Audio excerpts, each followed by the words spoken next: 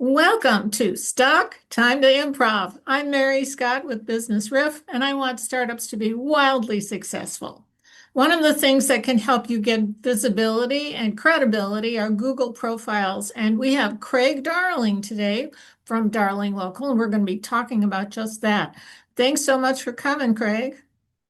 It's a pleasure to be here, Mary. I appreciate the invitation, and I hope we can share something with your followers that will make an impact on their businesses. Okay, so what's a Google profile and how do you get one? A Google profile is actually a listing on Google that is the hierarchy for digital infrastructure anymore.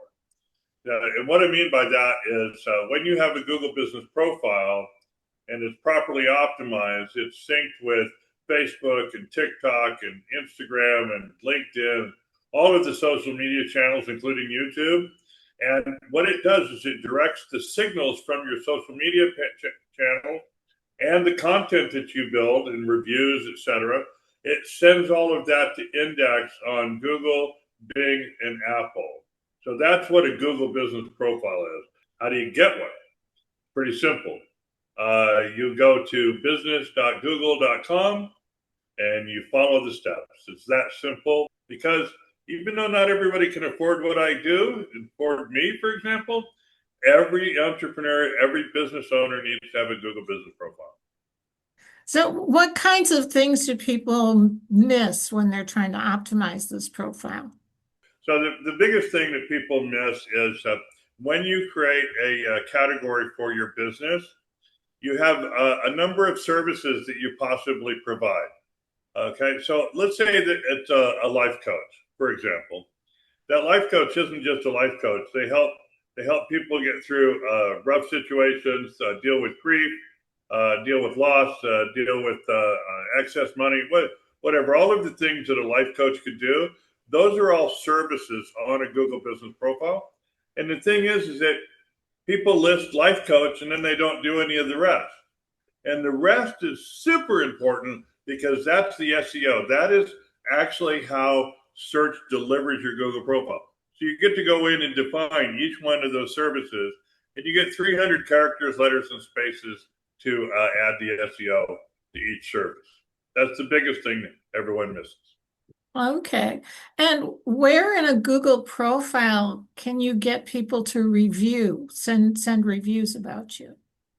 Yeah, that's really cool. There's a number of ways to do it. First off, if you have a Google business profile, when you go to the Get More Reviews link, which is right there at the top of your dashboard, when you click on it, it gives you a link that you can embed in an email.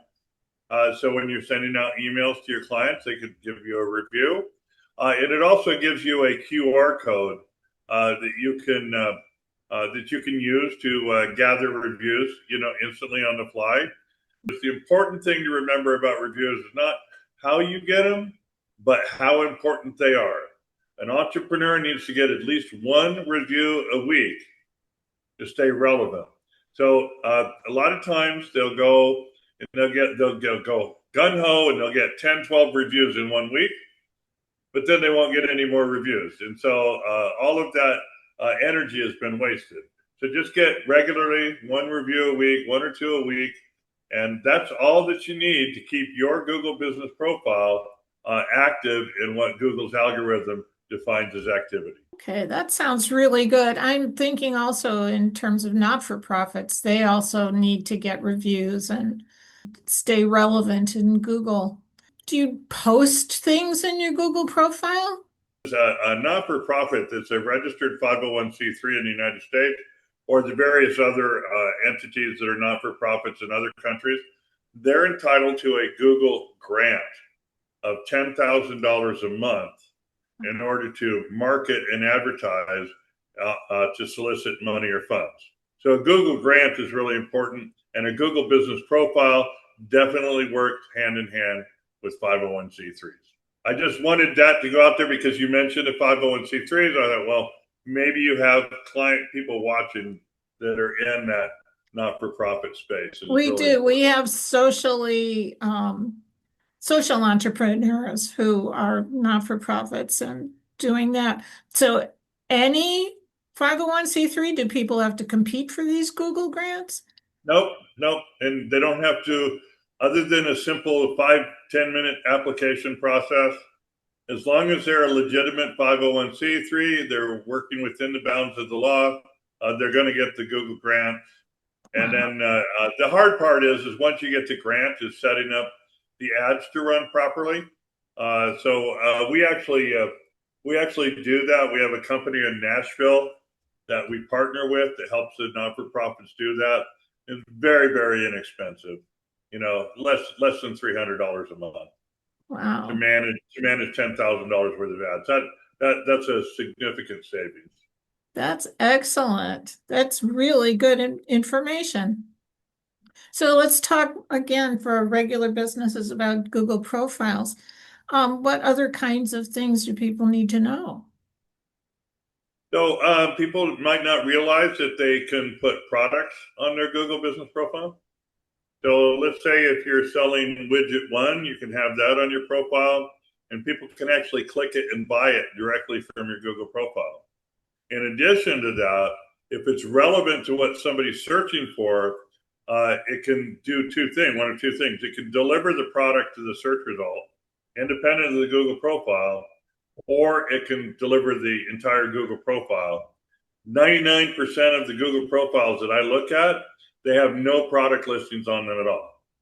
In fact, like 92% of the Google profiles that we look at aren't even being managed. And a Google profile is not a set it and forget it. It needs to be managed on a regular basis.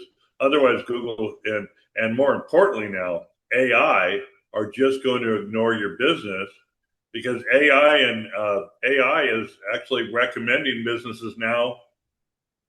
AI is basically making sure you're going to get seen if they want to share you with the world, or you're not going to get seen. They've made the decision before anyone even searches. So it's really important to have a managed Google profile to stay up with the AI. And I mean Chat, Perplexity, Llama, Grok, and Gemini. Yeah, they're talking about not just SEO, but AEO, right? Correct. AEO. Now, generative search is really what's coming. How do Google profiles deal with video? I mean, should you put video on your profile or just You keep it can, with you stills? can, if you want to. Yeah, that's a great question. When you upload a video to the Google profile directly, that video generally has to be about 45 seconds or less. Okay, that's actually the size limit. But what you do still differently is you can connect your YouTube channel to your Google business profile, and that makes all of the videos that you're uploading to YouTube also index to normal search. Wow, this is a wealth of information, Craig, darling.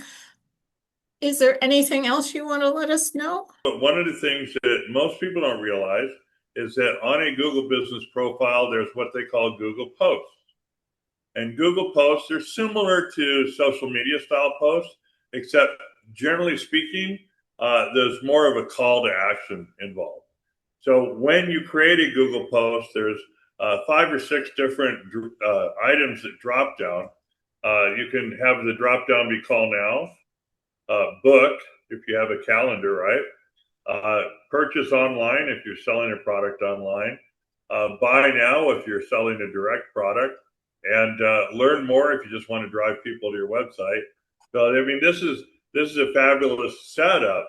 So you can create a post with a call to action, or you can create events. And events is one of the strongest mechanism on a Google profile that nobody uses. But if you let's say that you have an event in Phoenix, so you create a Google event at the venue where you're going to be. Okay. And then when somebody's going, what can I do in Phoenix today? Your event could possibly pull up as something that they could do. All right. I mean, that's how strong it is. Super. Well, thanks again for coming, Craig Darling of Darling Local. We'll put your contact information in comments so people can get a hold of you later. And I'm Mary Scott with Business Riff. I want startups to be wildly successful. And one of the best things you can do to accomplish that is book a call with me at businessriff.com. And join us again next time for Stuck, Time to Improv.